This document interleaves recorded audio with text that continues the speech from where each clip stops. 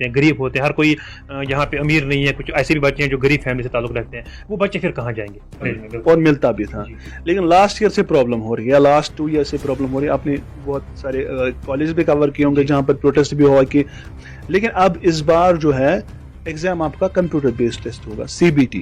Examination pattern क्या रहेगा sir? Pattern जो रहेगा वो ऑब्जेक्टिव रहेगा, ऑब्जेक्टिव पैटर्न रहेगा। और आपका एग्जाम जो है दिन में वहां पर 3 स्लॉट्स भी हो सकते हैं अगर आपके 3 सब्जेक्ट्स हैं।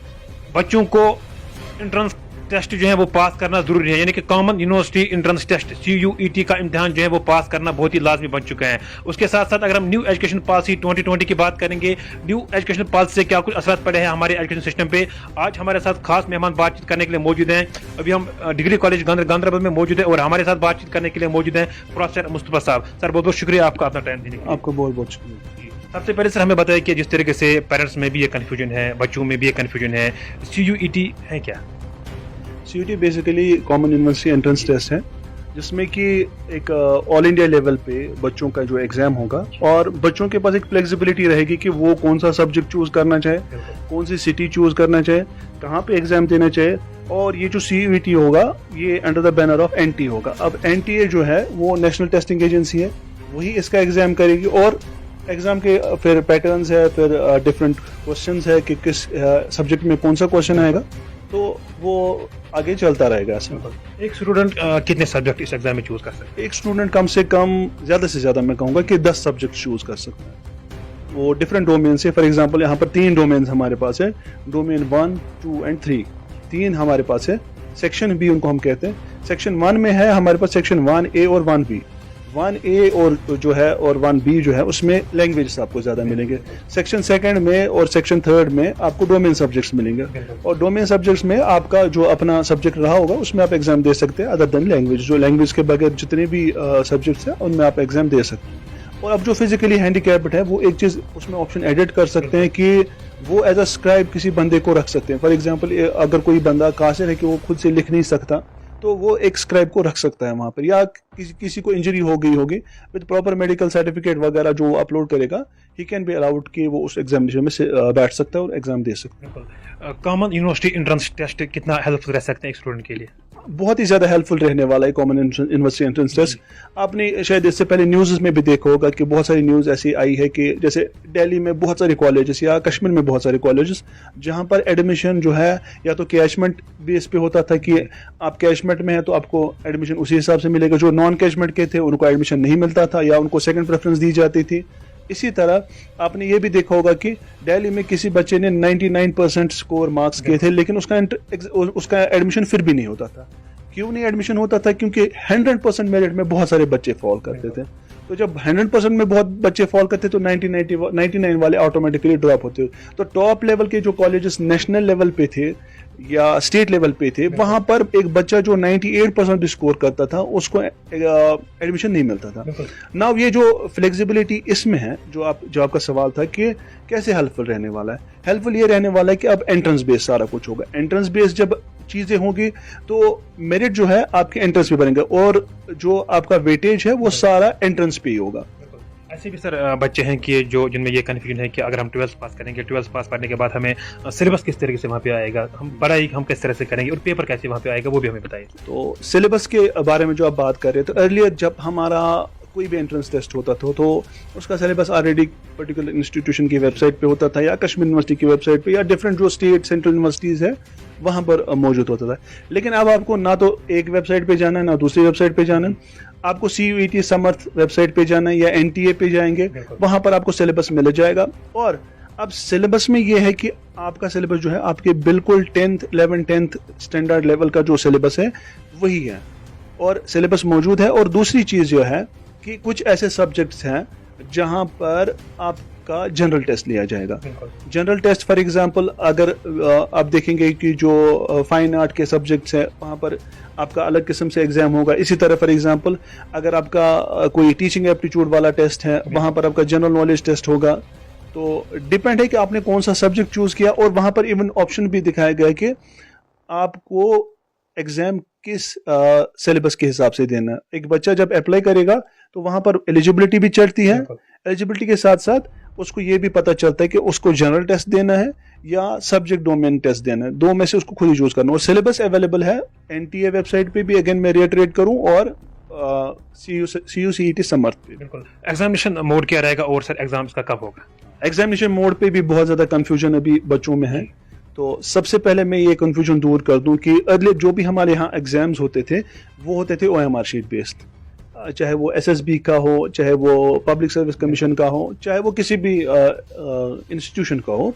लेकिन अब इस बार जो है एग्जाम आपका कंप्यूटर बेस्ड टेस्ट होगा, CBT, यानी कि एक आपको सेंटर दिया जाएगा कि आपको फलानी सेंटर में है एग्जाम, और उस सेंटर में ये पॉसिबिलिटी है कि आपका स्लॉट अलग हो सकता है। अब आप कहेंगे कि स्लॉट क्या है? एग्जामिनेशन पैटर्न क्या रहेगा सर? पैटर्न जो रहेगा वो ऑब्जेक्टिव रहेगा, ऑब्जेक्टिव पैटर्न रहेगा। और आपका एग्जाम जो है दिन में वहां पर 3 स्लॉट्स भी हो सकते हैं। अगर आपके 3 सब्जेक्ट्स हैं तो आपका दिन में शायद 2 सब्जेक्ट में भी एग्जाम देना हो, लेकिन साइमल्टेनियसली नहीं होगा। मतलब मेरा मतलब ये है कि आपको एक ही टाइमिंग पे 2 सब्जेक्ट, जैसे आपने 4 सब्जेक्ट चूज किए, तो आप कहीं ये डर ना महसूस करें कि मुझे शायद एक दिन जब 3 स्लॉट है तो शायद मेरा 3 स्लॉट पर एक ही टाइम एग्जाम होगा तो मैं तो दे नहीं पाऊंगा। लेकिन वैसा नहीं होगा, बराबर आपका एग्जाम जो है आपके अपने स्लॉट के हिसाब से होगा, और दिन में आपके 3 स्लॉट्स हो सकते हैं। सबसे अहम सवाल है सर, अगर कोई बच्चा सपोज गांधरबल का है लेकिन वो अमर सिंह कॉलेज या किसी और कॉलेज में एडमिशन करना चाहता है, क्या वो यही पे अप्लाई कर सकते हैं या फिर किसी और कॉलेज में? मैं आपको बता देता हूँ,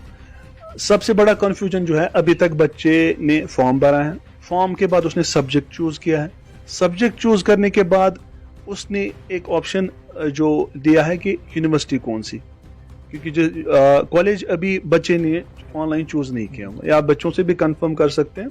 वहां पर ऑप्शन आपको आता है कि किस यूनिवर्सिटी में आपका कौन सा सब्जेक्ट आप चूज करें। फॉर एग्जांपल मैं आपको सिंपल एग्जांपल दे दूं, जैसे कि हमारी सेंट्रल यूनिवर्सिटी है, वहां पर कोई BA BEd करना चाहता है तो वहां पर यूनिवर्सिटी का नाम आता है, डिपार्टमेंट का नाम आता है। लेकिन जब एक बच्चा कॉलेज के एडमिशन के लिए अप्लाई करता है तो वहां पर आपको यूनिवर्सिटी आ जाती है, सब्जेक्ट आ जाता है, लेकिन कॉलेज नहीं आता। अब आपका कहना है कि बच्चा कॉलेज कैसे चूज करेगा? उसके लिए सब्सिक्वेंटली काउंसलिंग होगी। जब अब मेरिट बन जाएगा CUCET का, तो उसके बाद यूनिवर्सिटी मेरिट निकालेगी, मेरिट के बाद they will call up students for the counselling, और काउंसलिंग सेशन में बच्चे को ये ऑप्शन दिया जाएगा कि वो कौन से कॉलेज को चूज करना चाहता है। और यहाँ पर बच्चे की चॉइस बहुत ज्यादा इंपॉर्टेंट रहने वाली है, क्योंकि अगर एक बच्चा फॉर एग्जांपल चूज करेगा, say for example will take an example of women's college, जहाँ की बहुत ज्यादा रश रहता है and everyone wants to go there, या अमर सिंह कॉलेज या सिटी के कोई भी कॉलेज।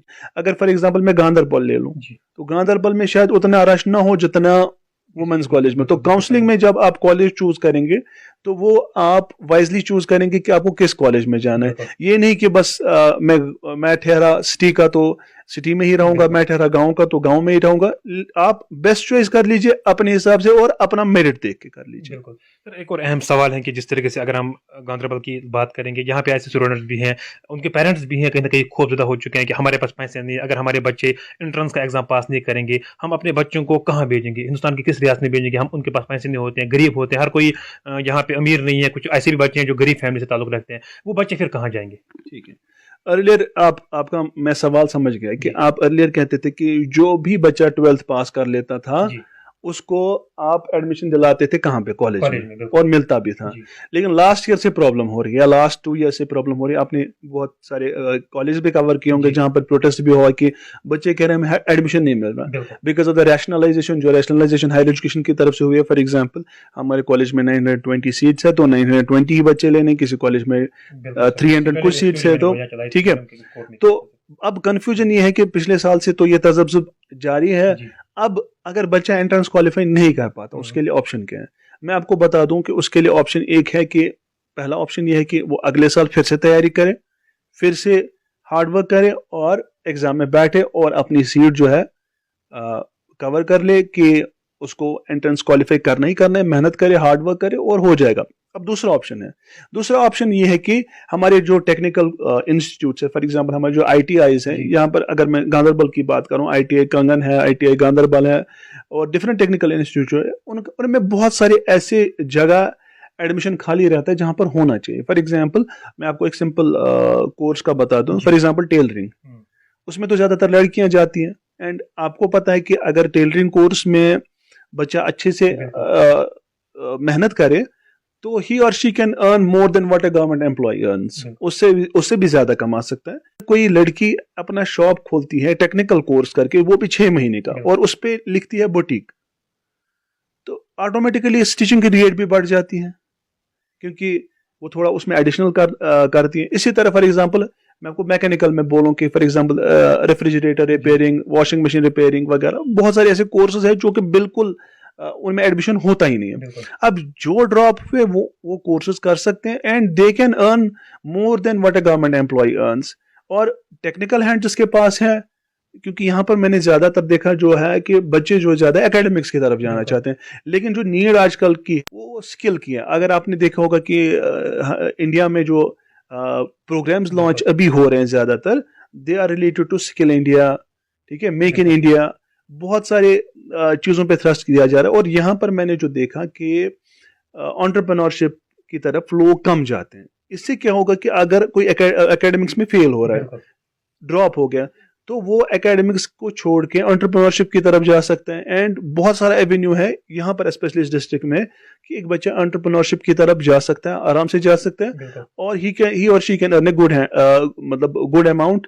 और दूसरा कि अब अगर बंदा ड्रॉप हो रहा है, he can opt for IGNOU, he can opt for distance education, तो दोनों चीजें वो ऑप्ट कर सकता है।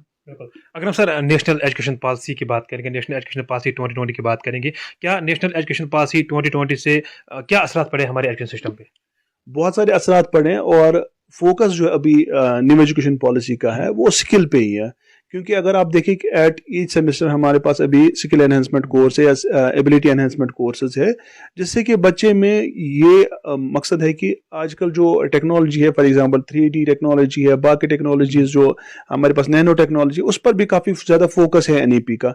तो मेन एनईपी का जो एजुकेशन सिस्टम में है वो मैं समझता हूँ कि रेवोल्यूशन लाने वाला, बिकॉज अभी एक अपनी बर्डिंग स्टेज में है, और बच्चे को बहुत ज्यादा फ्लेक्सिबिलिटी मिली है एनईपी की वजह से, because now student can choose a subject of his choice.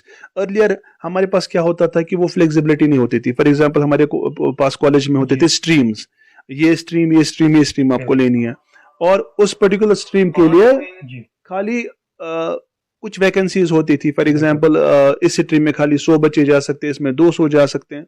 लेकिन एनईपी ने वो सारा कुछ जो है उसको बहुत ही बिल्कुल तब्दील किया है, यानी कि बिल्कुल एक रेवोल्यूशनाइज्ड फॉर्म में एक नए एजुकेशन सिस्टम के साथ आए हैं। और मकसद ये है एनईपी का कि इंडिया को एक नॉलेज गुरु बनाया जाए, यानी कि जिस तरह एंशंट इंडिया में, यानी कि वैदिक पीरियड के दौरान, जबकि यूरोपियंस को बात करना भी नहीं आती थी, लेकिन तब जो वैदिक सिस्टम में इंडिया में जो लैंग्वेज का कॉन्सेप्ट था वो पहले से था, तब कि जब अंग्रेजों को अपनी स्क्रिप्ट भी लिखनी नहीं आती थी। तो ये मकसद एनईपी का है कि इंडिया को फिर से एक नॉलेज गुरु बनाया जाए एट इंटरनेशनल लेवल, और आई बिलीव कि इस मकसद में वो कामयाब हो। अगर हम sir common university entrance test की बात करेंगे या फिर नेशनल एजुकेशन पॉलिसी की बात करेंगे, क्या कॉमन यूनिवर्सिटी एंट्रेंस टेस्ट के बाद या फिर नेशनल एजुकेशन पॉलिसी की अगर हम बात करेंगे, क्या इन सब चीज़ों के बाद हमारे बच्चे जो हैं वो कॉम्पिटिटिव एग्जाम कल क्रैक कर सकते हैं? कॉम्पिटिटिव एग्जाम क्रैक करना एनईपी तक नहीं है, जो मेरा पर्सनल ओपिनियन है। कॉम्पिटिटिव एग्जाम क्रैक करना एक बच्चे का अपना डोमेन है कि वो कितनी मेहनत करता है। मैं आपको एक एग्जांपल दे दूं कि अगर बच्चा कॉलेज आता है, टीचर के पास बैठता है, वो उसको बताता है कि आप कौन सा सब्जेक्ट चूज करेंगे, कौन सी रेफरेंस पढ़ेंगे, कौन सी वेबसाइट जो है कंसल्ट करेंगे, एंड आपको मेहनत किस लेवल की करनी है। तो एनईपी जो है एक पॉलिसी है, लेकिन जो आपका सवाल है उसमें यह है कि बच्चे को मेहनत खुद से करनी है। और कॉम्पिटिटिव एग्जाम क्रैक करने के लिए, फॉर एग्जांपल मैं आपको अपना बता दूं कि जब मैंने भी अपने पोस्ट के लिए जो है तैयारी की थी, तो at that time I had one thing in mind, that this is the chance that I must not lose, ये इस चांस को मुझे लूज नहीं करना है। And for that I did a hard work, यानी कि मुझे वो चीज छोड़नी पड़ी जो मुझे सबसे ज्यादा पसंद थी। आप कोई भी सक्सेस स्टोरी लीजिए, चाहे किसी ने केएस क्वालिफाई किया, किसी ने आईएएस क्वालिफाई किया, उसमें आप ये देखेंगे कि जिस किसी ने भी कोई चीज क्वालिफाई की है, ही और she has given a sacrifice, that is जो उसको सबसे अच्छी चीज पसंद थी उसको छोड़ के वो अपने कोकून में रहे, अपने कमरे में रहे, मेहनत की, और मेहनत के बाद उनको अपनी मेहनत का फल मिला।